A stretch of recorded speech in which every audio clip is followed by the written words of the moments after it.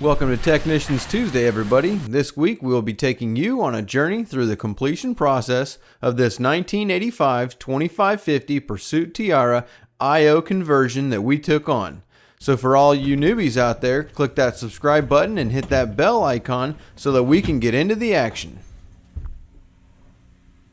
Before we get started though, we want to thank Blue Ocean Yacht Charters, Ocean Motion 2, Shelter Bay Marine, Strunk Ace Hardware in Key West, and everyone that helped by donating and loading supplies to take to Nassau to help out all the Hurricane Dorian victims in the Bahamas. All of the fuel, diapers, generators, two-stroke oil, and other tools and supplies will be extremely helpful and is greatly appreciated. You can see more of this donation and relief trip on the Blue Ocean Yacht Charters Facebook page. Now let's get started with our I/O conversion project. We took this Pursuit project on after the I/O conversion was already done. This boat came with the engine bracket and a Mercury Verado engine. We pulled the Verado and all the DTS rigging out of the boat and sold the engine, but kept the rigging to use for another project. The conversion in the back needed quite a bit of work to clean it up, and we still needed to redo the floor in order to clean this up and complete the conversion. So we pulled everything out of the boat and tore out all the electronics and wiring that was installed. Once we got all the electronics and the pumps pulled out, we pulled out all the old and rotten wood, the through-hull fittings, and then cleaned up the bilge area so that we could have the floor fixed. We didn't do the glass work on this project, and we just had someone else finish the floor for us. When we got the boat back from having the floor finished, we cut out the bilge access and sealed up the floor with some epoxy and installed the access port. Then went ahead and finished pulling out all of the old components from the helm, which was basically all of the Mercury rigging.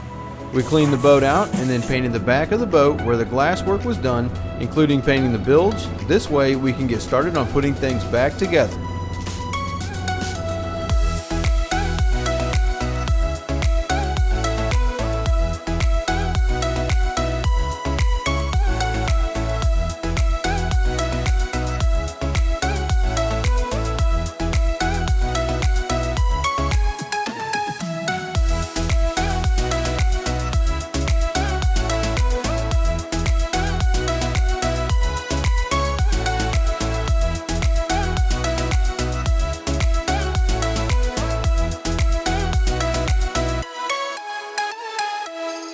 After letting the paint dry, it was time to get this back area covered up and waterproofed.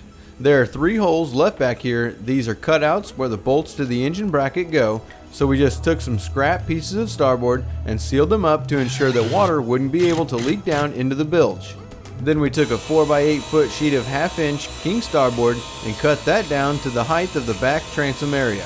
Once we got that to the right height and width, with some careful measurements and some jigsaw work, we cut down our sheet of starboard to fit into the transom area to give it some strength and to cover up all of what's going on back here from the conversion.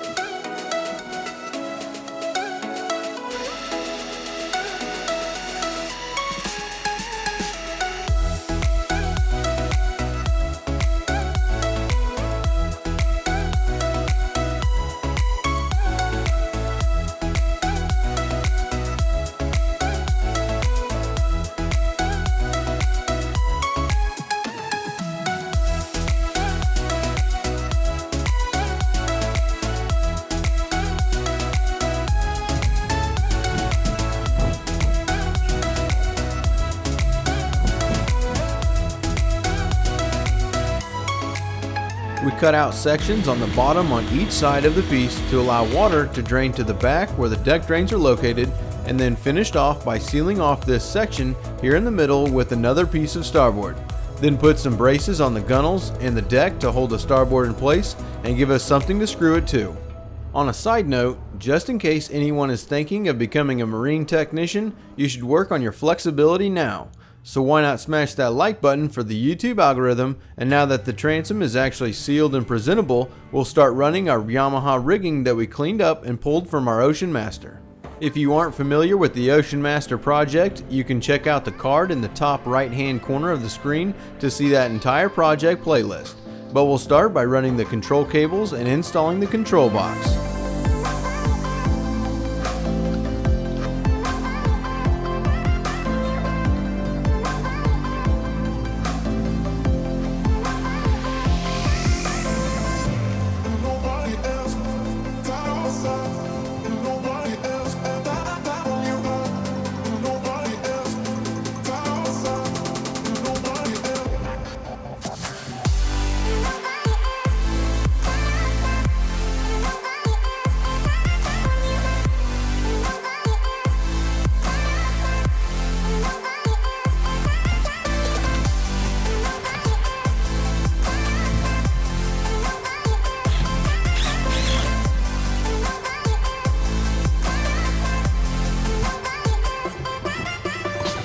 Then after we got that screwed in, we went ahead and installed the tachometer and drilled out the hole for the steering helm using the old hole saw wood cutout trick, which we really need to have a better name for that. So if you could help us come up with a better name for this trick and give us your thoughts in the comment section below, that would be awesome. After getting that cut out, since the console is made out of wood, we had to seal the wood up with some of this West System G-Flex epoxy. While that was drying, we went ahead and ran the rest of the Yamaha rigging and then came to the back and installed the oil tank and the oil tank bracket. By this time the epoxy was dry and we could go ahead and finish installing the steering helm. Then with the helm in, before installing the steering wheel, we put the ignition switch in and then installed the steering wheel, getting us to about 50% completion of the dash components. Then we were able to run the rest of the rigging, including the battery cables, the wiring for the float switch, the bilge pump, the saltwater washdown pump, and hook up the underwater lights.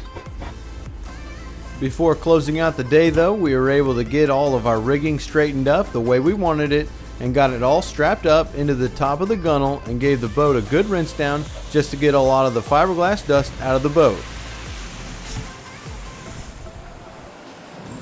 The next day we pulled out some batteries and filled them up with some water and got them onto a charger to prep them to be put into the boat.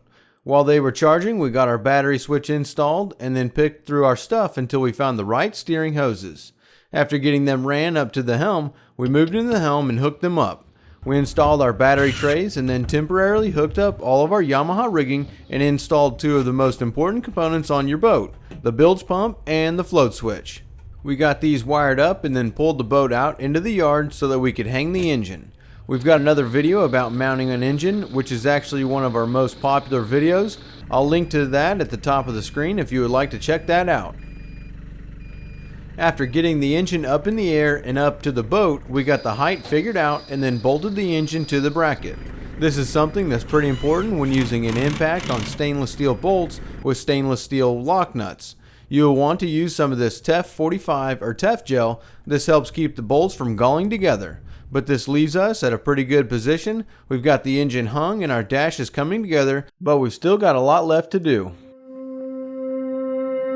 Our next day on the boat brings us to some plumbing. We still need to get the hose ran for our bilge discharge, so we put in a 90-degree fitting where this hole was left in the transom, but we had to enlarge that hole as usual. Hooked up our bilge pump and then moved on to installing our fuel water separator. We got the bracket bolted to the stringer and then ran our fuel hose from the tank to the filter bracket. After tightening down the hose clamps on the fuel hose at the tank pickup, we reinstalled the access port into the floor and got that all sealed up. Once we got the fuel lines ran from the engine into the bilge, we installed a primer bulb and primed up the fuel filter. Normally, I pre-fill the fuel water separators, and I'll put a link in the description to an article on our website that explains why we do this. After priming up the system though, and getting the fuel into a clear container, it looks like we'll be able to use the fuel that is in the tank, which is always a great sign.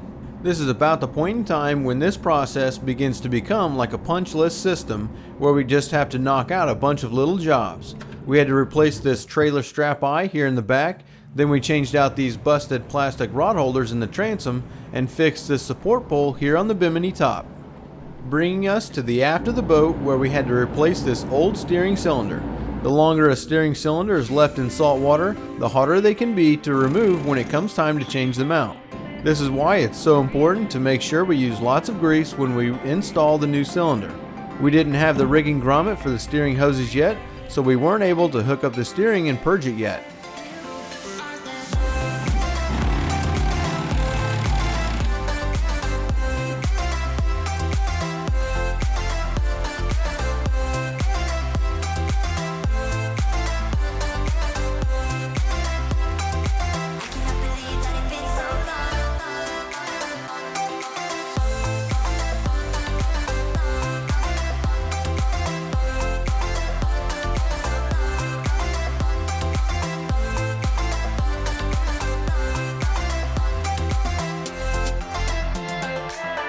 So instead, we moved on to rigging the engine. HPDIs aren't that bad when it comes to the rigging, and the more important thing to keep in mind when rigging an engine with mechanical control cables is what the bends look like at the engine.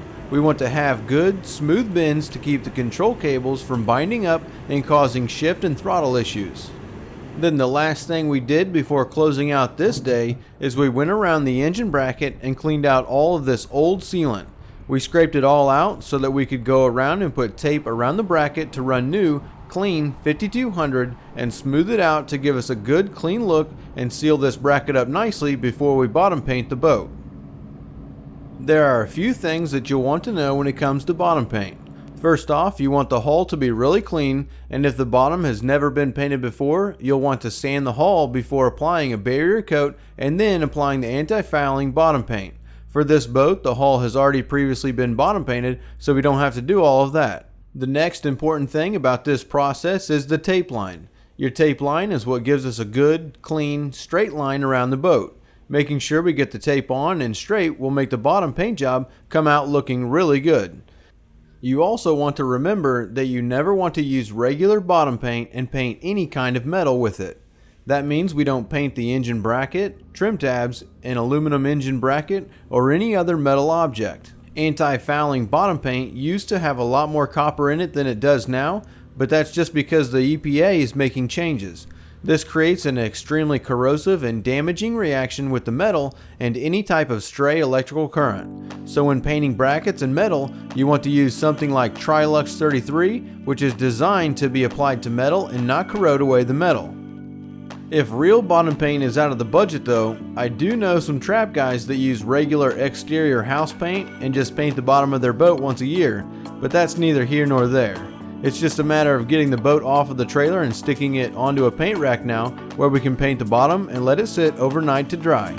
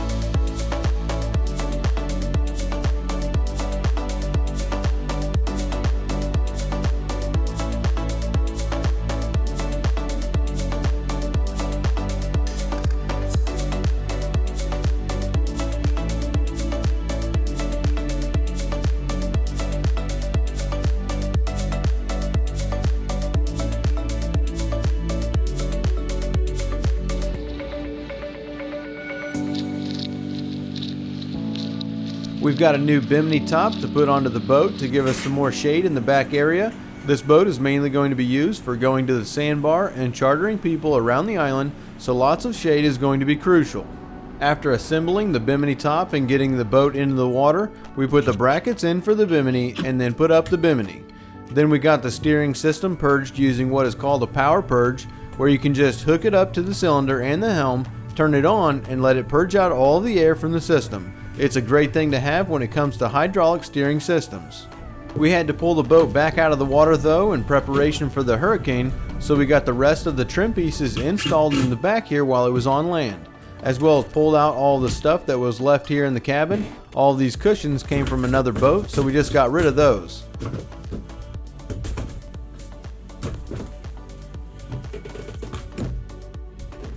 Cleaned up the cabin and got our speakers installed back into the boat and hooked up the radio. Then did quite a bit of cleanup in here in the cabin with all the wiring, but after a few hours we got it pretty well cleaned up with everything working the way it should. Went ahead and finished knocking out the rest of the little things left to do and took the boat to the house. Once we got the boat home, we got started in with the cleaning and washing of the boat. We scrubbed down the deck and the inside of the boat,